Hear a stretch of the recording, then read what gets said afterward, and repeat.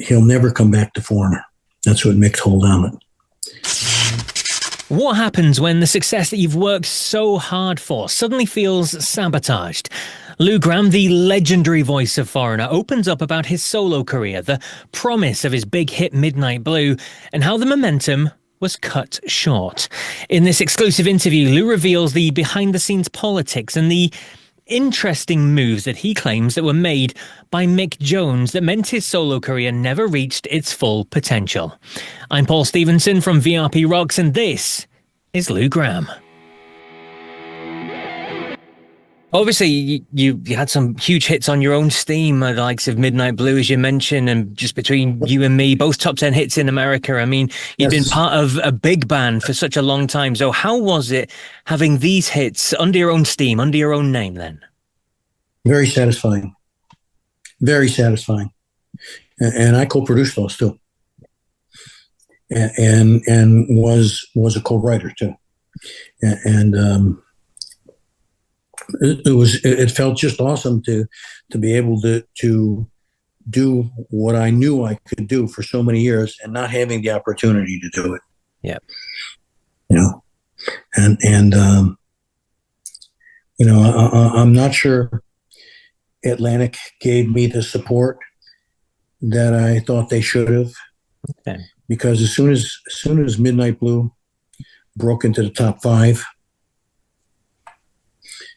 I had friends in Atlantic Records, the offices there. And one of them called me and he says, I'm saying this under anonymity. He said, Mick just had a big meeting with Amit Ertegun. That's the chairman of Warner's. And the gist of the meeting was that if Lou's solo album reaches a very popular stage, he'll never come back to Foreigner. That's what Mick told Amit. So suddenly, after Midnight Blue, the next song that came out was I can't remember what it was, but it was Ready or Not. It was the title track, and it did okay. And then the third single disappeared after 2 weeks. They didn't promote it.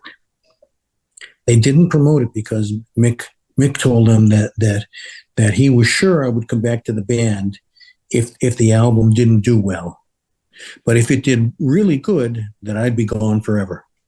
So after a big promotion for Midnight Blue, suddenly there was less and less and less.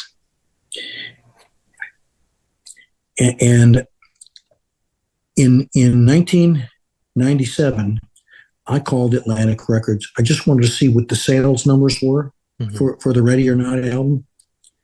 And they said it was 991,000 copies. Okay, so I was 9,000 away from being platinum. Yeah. 10 years later, I called again. It was 996,000. So in 10 years, it sold 5,000.